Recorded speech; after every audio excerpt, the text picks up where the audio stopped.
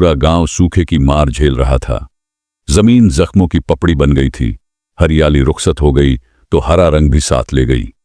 गांव वालों को हरा रंग देखे बहुत समय हो गया था।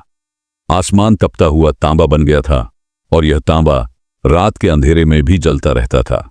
कुत्ते, बिल्लियां और लोमड़ी पशुओं को खाने लगे। इंसान कुत्ते, बिल्लियों और लोमड़ियों को खाने लगा और पशु इंसानी गंदगी पर मुंह मारने लगे। गांव से अनाज ऐसे गायब हो गया जैसे कोहरा सूरज को निगल जाता है या सूरज की तेज किरणें रात की ठंडक में सारी ओस को पी जाती है, या फिर बारीक रेत हवा के साथ दौड़ते दौड़ते क्षितिज के पार गुम हो जाती है। पीछे रह गया पानी, तो पानी इंसान के गले तक से गायब हो गया और लोगों को कभी कभी ऐसा लगने लगता जैसे पानी में भी पानी नहीं बचा। वे लोग कीचड़ को कपड़े में लपेटकर चूसते थे और उन्हें इस गंदी हरकत के दौरान बदबू और कड़वाहट का एहसास तक नहीं होता था। यह हिंदुस्तान का गांव था और दूर था अकबर महान का राज। राजस्थान में अकाल पड़ा और यह अकाल धीरे धीरे इस गांव में भी पहुंच गया। सूखा, अकाल और गरीबी से गुजर गया और नौबत इंसान को खाने तक आ गई। तो गांव के मुखिया ने बादशाह के दरवाजे पर दस्तक देने का फैसला किया। वह गांव से निकला और दिल्ली पहुंच गया। वहां जाकर पता चला कि बादशाह दिल्ली से फतेहपुर सीकरी चला गया है। वह वहां पहुंच गया।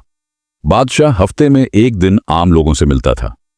अकबर महान महल से निकलता था, दीवान आम में बैठ जाता था और शाम तक सल्तनत के दूर दराज इलाकों से आए हुए आम लोगों की फरियाद सुनता था। गांव का मुखिया फतेहपुर सीकरी पहुंचा और दीवान आम खुलने का इंतजार करने लगा। हफ्ता गुजर गया, दूसरा हफ्ता भी गुजर गया और तीसरा हफ्ता आ गया, लेकिन दीवान आम नहीं खुला। मुखिया की परेशानी तकलीफ में बदल गई, क्योंकि वह जानता था कि उसके गांव के सैकड़ों लोग मौत और जिंदगी की जंग में फंसे हुए हैं। ये लोग दिल्ली के रास्ते पर नजरें गड़ाए बैठे हैं, मगर बादशाह दीवान आम बनाकर उसके दरवाजे खोलना भूल गया है। वह रोज दीवान आम जाता, उसके दरवाजे पर खड़े सिपाहियों को देखता, निराश होता और भीख मांगने वालों के आश्रय में वापस आ जाता। भीख मांगने वालों के आश्रय में उसे रहने की जगह भी मिल जाती, खाना भी, पानी भी और पूजने के लिए आग भी, मगर गांव के लोगों की तकलीफ उसे चैन से नहीं बैठने देती थी। वह आग पर गिरे सांप की तरह लोथा और जख्मी ऊंट की तरह बिलबिलाता था।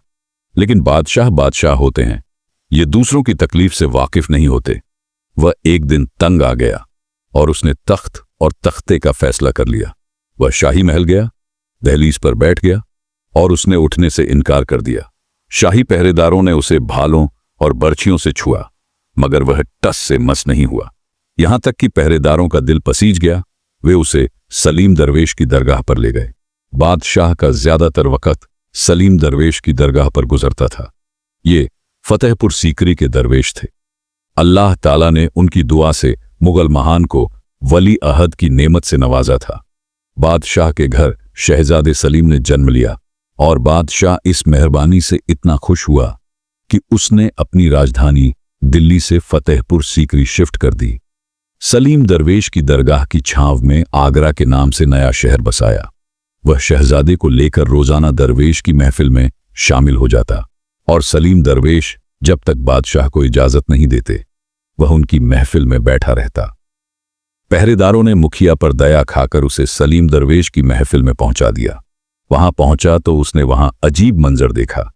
उसने देखा कि दरवेश तख्त पर विराजमान है। बादशाह शहजादे के साथ उसके पैरों में बैठा है।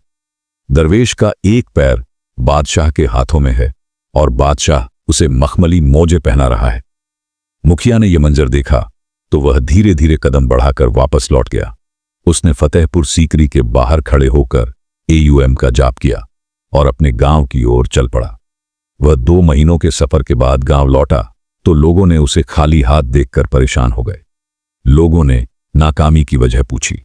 उसने लोगों को इकट्ठा किया और दुखी लहजे में बोला, हम अपने बादशाह को भगवान का अवतार समझते हैं।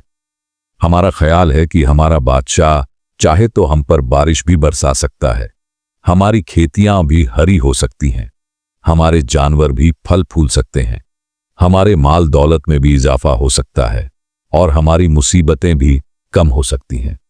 मैं इस अवतार की तलाश में पहले दिल्ली गया, वहां से फतेहपुर सीकरी पहुंचा और अवतार के दर्शन के लिए 3 हफ्ते आगरा में इंतजार करता रहा। मुझे इस लंबे इंतजार, लंबे सफर और ख्वाहिशों की थकान के बाद अवतार के दर्शन नसीब हुए तो मैंने उसे एक कमजोर इंसान के पैरों में बैठे देखा।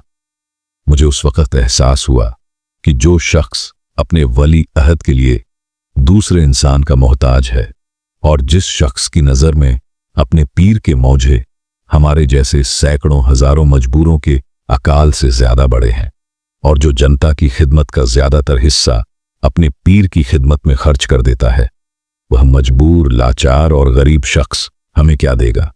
वह हमारे दुख कैसे खत्म करेगा? इसलिए मैं आगरा से खाली हाथ वापस आ गया। लोग हैरानी से उसकी तरफ देखने लगे। वह बोला, हमारे बादशाह हमसे ज्यादा लाचार हैं। हम लोग भूख और अकाल के बावजूद किसी इंसान के पैरों में नहीं झुकते, मगर हमारे बादशाह सिर्फ ताकत के लिए, सिर्फ वली अहद के लिए इंसानों के पैरों में बैठ जाते हैं। ये उन्हें सजदे तक कर जाते हैं। ये लाचार लोग हमें क्या देंगे?